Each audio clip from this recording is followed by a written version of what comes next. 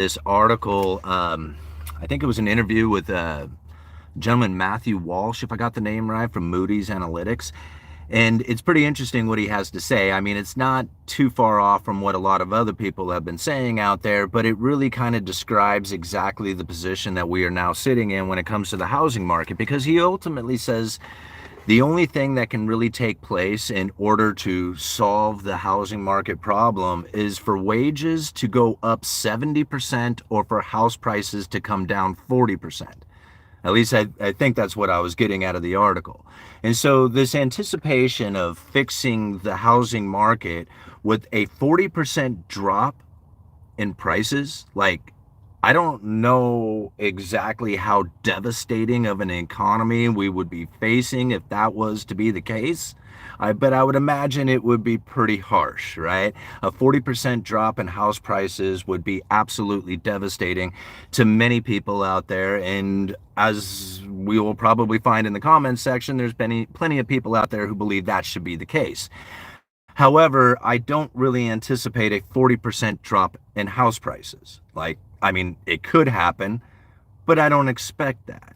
Now, the other thing I don't expect is the 70% increase in wages in order to afford today's house prices. Like, these are two things that I do not anticipate at the same time. So there is no fixing this housing market, because when I think what people misunderstand about like scenarios in which that the cure for the housing market, this increase of 70% in wages or a drop in 40% in house prices, I don't think a lot of people are considering what the economic environment would be like.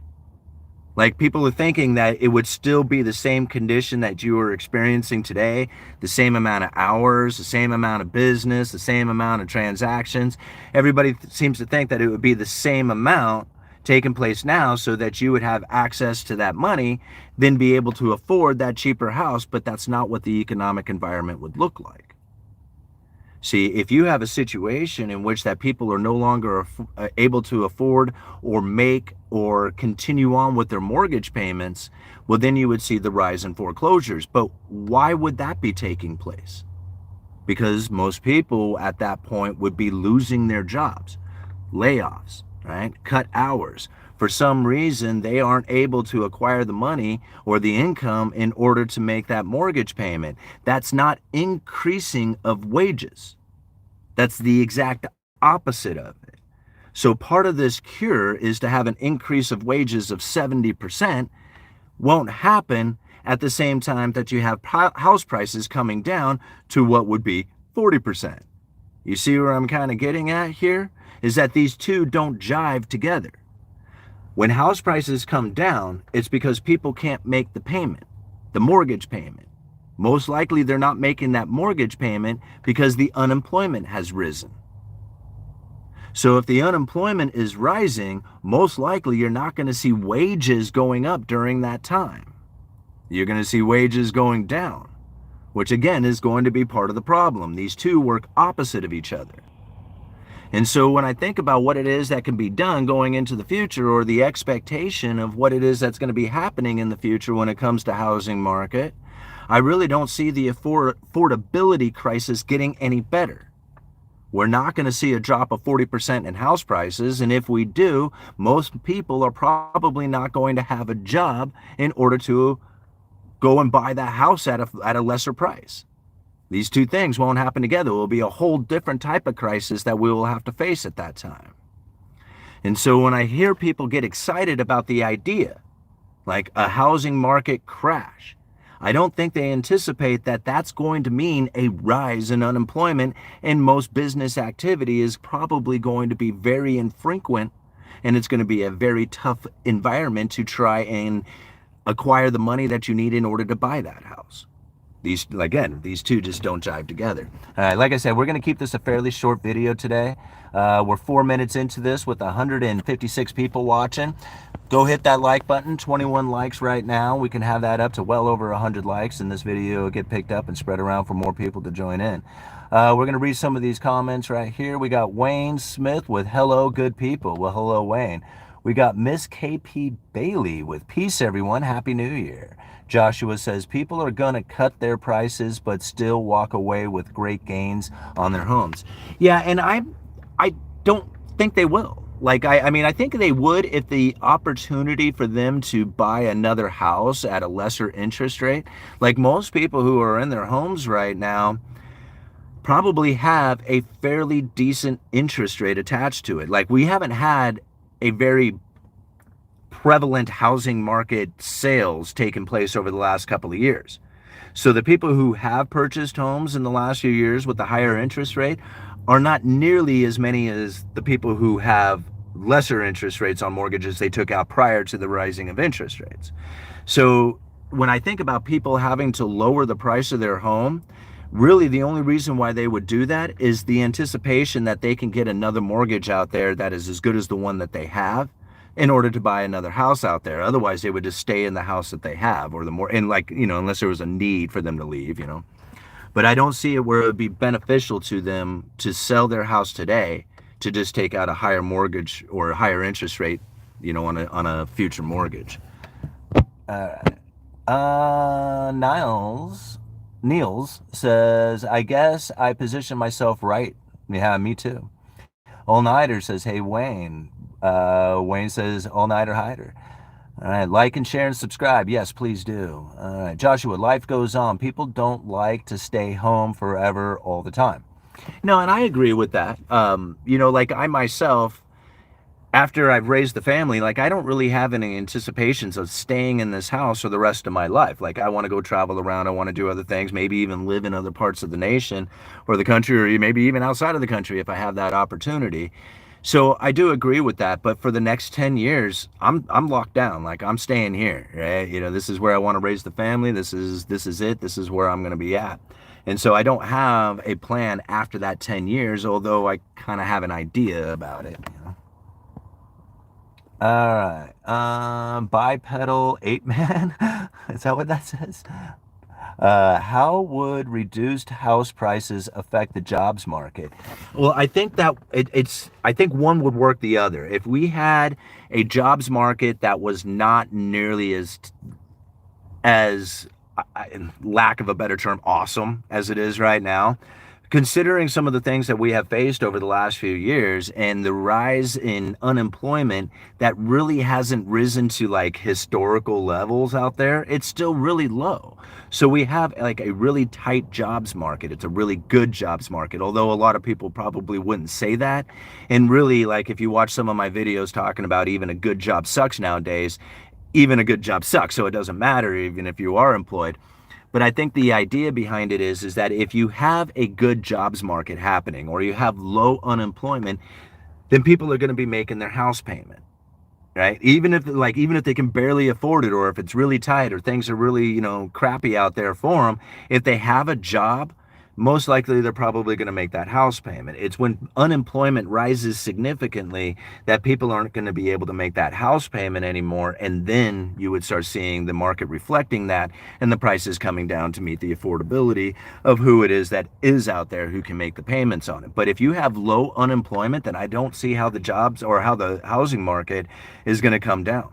You have to have high unemployment for the housing market to come down, because that's pretty much a reflection of people not being able to make that payment, right? So again, it's like I would look at the unemployment or the jobs market and then reflect that to what's going to happen inside of the housing market. A lot of people might look at it differently than that, but that's the way I see it. Like I look at it me personally, like I was able to make my house payment until I couldn't. And then when I couldn't make my house payment anymore, I couldn't find a job. If I had found a job, I would have been able to make my house payment. Even though life was really crappy at the time, I may have been able to scratch out that payment and get it out there to the bank and not go into foreclosure. But I couldn't find a job. All right. So that's where I think most people end up having to suffer the consequences from that foreclosure process, which would bring the house prices down, is because they just can't afford it. They lost their job, you know.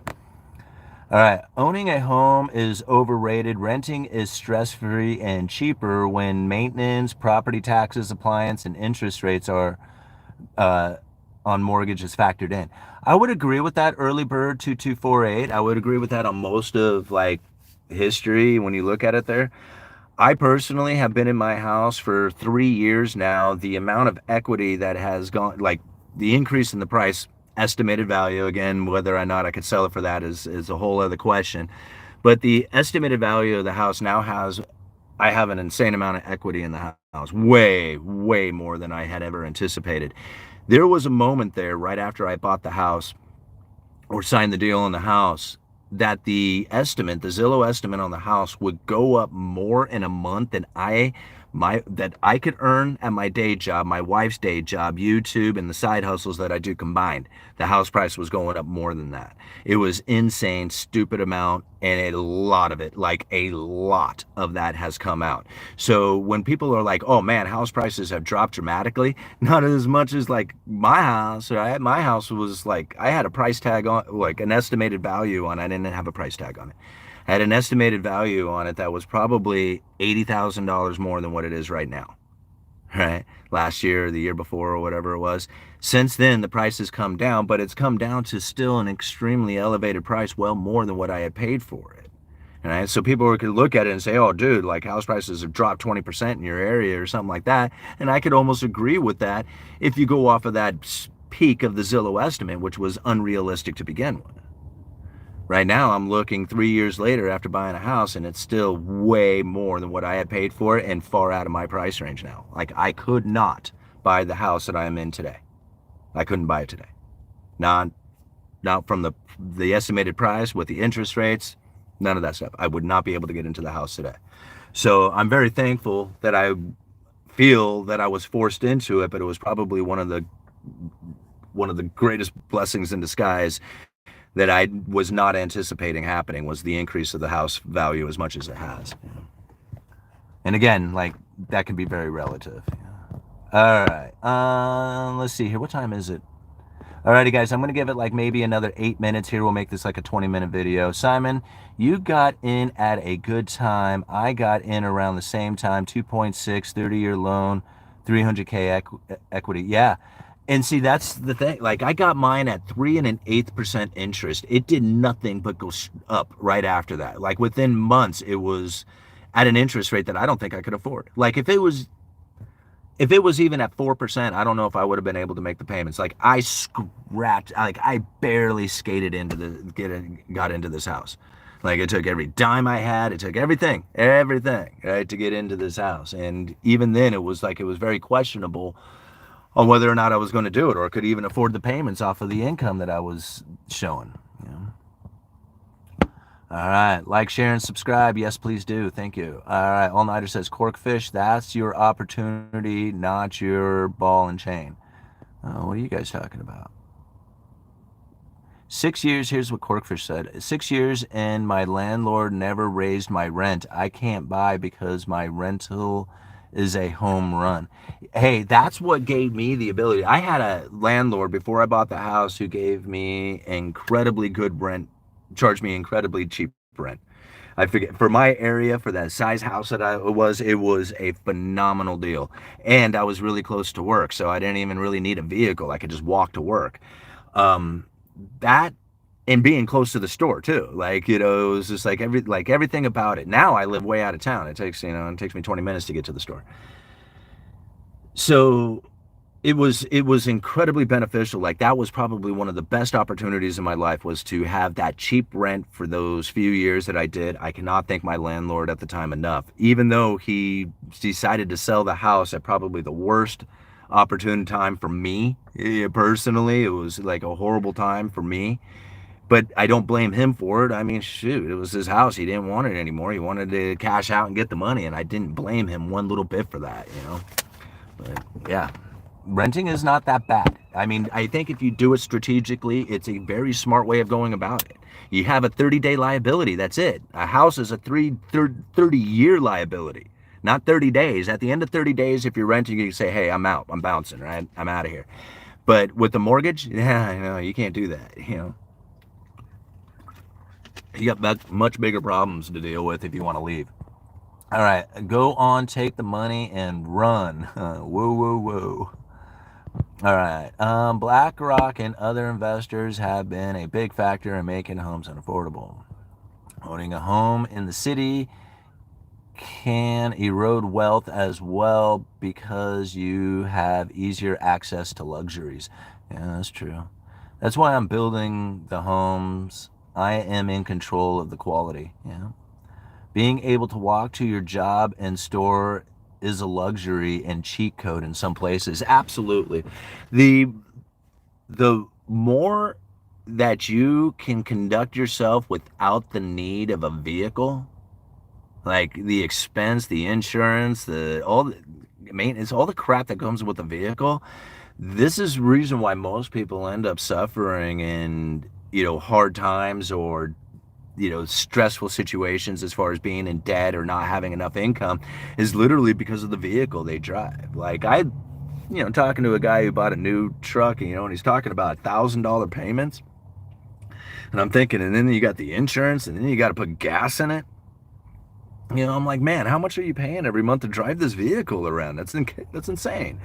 Like, excuse me, I got the hiccups here. Like, I got this S10 and I got that 99 Ford Explorer. The insurance on it is incredibly cheap, right? You can only drive one vehicle at a time. So extra vehicle, like liability insurance on an extra vehicle is really very inexpensive. And so I don't pay full coverage on my vehicles. My wife's car, she's making payments on it, so she has to make full coverage payments on that. But these other vehicles, very cheap, right? Maintenance, I change the oil in it. I kind of handle the maintenance on it. I don't drive them that much, so really it's pretty easy to maintain these things. I know that I would not have half of the position that I do within stocks and Bitcoin and all that other stuff if I was to have a new vehicle. I wouldn't have half of it. It would all have gone to those maintenance and payments and insurance and all that other stuff. And so the fact that I'm driving these old crappy cars with a sagging headliner and all that other stuff is what's making me rich.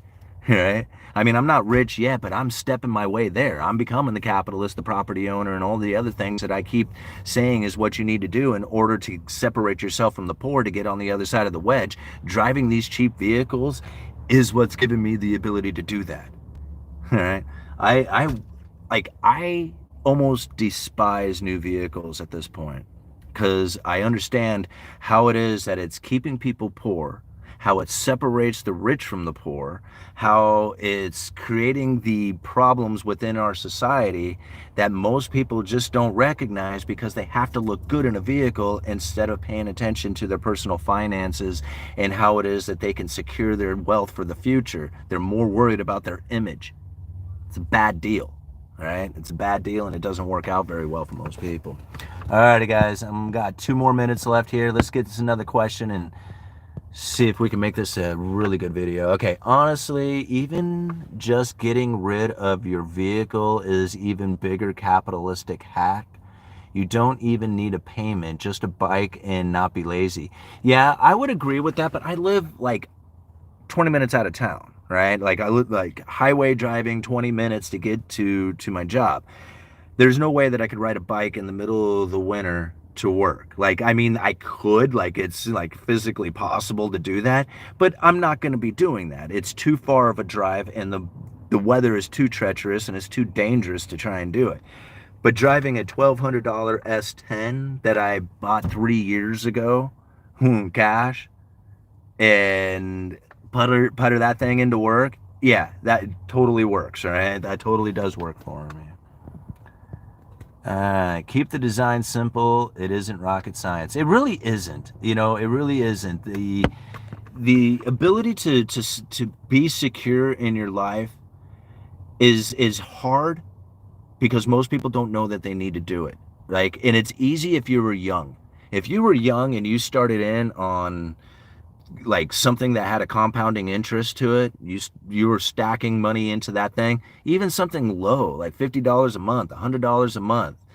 Most people throw $50 at a meal out, going to get lunch out at a restaurant or something of that nature. You put $50 a month or $100 a month starting at an early age, 18 years old. You do that for your entire life. By the time you're 65, 70 years old, you're not stressed about whether or not you're going to have money for the future. Like, you're good to go. And you don't even really have to pay that close of attention to what you're doing. You can kind of party it up and be a dumb shit your whole life, as long as as long as you stay committed to that, you stay disciplined to that contribution to that particular fund that's going to have that compounding interest, feature to it. You're going to do quite well. The older you get, the harder and more creative you need to work, right? You need to figure out places of business that you can, try and earn extra revenue from, figure out what investments that you can put towards, paying attention to everything that you're spending your money on.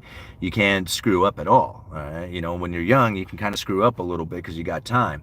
And the older you get, the less time you have. You can't screw up as much, right? In fact, you can't screw up at all. All right, we got a $5 super chat. Let's go check that out real quick. AP, thank you so much for the $5. I saved $2,500 a month. There we go. For blackjack card counting, 50K bankroll, money making money. Can't pay it in on a mortgage when I can generate money at the blackjack tables. 1 million by 30, the goal. Yeah, that's a pretty unique way of going about it. I don't think I approve of gambling that much, but for each their own. And if you can make it happen, then I would say, hey man, then go for it. There's nothing. Who am I to say like how it is that you're going to go out there and make money? I personally I don't look at gambling like that to be a decent way of trying to earn money. Although if you can do it, hey, go for it. And thank you very much for the $5. I really appreciate it. All right, I'm 45. My whole life is ahead of me. Yeah. All right. Awesome job, Bryce. They truly are criminals. All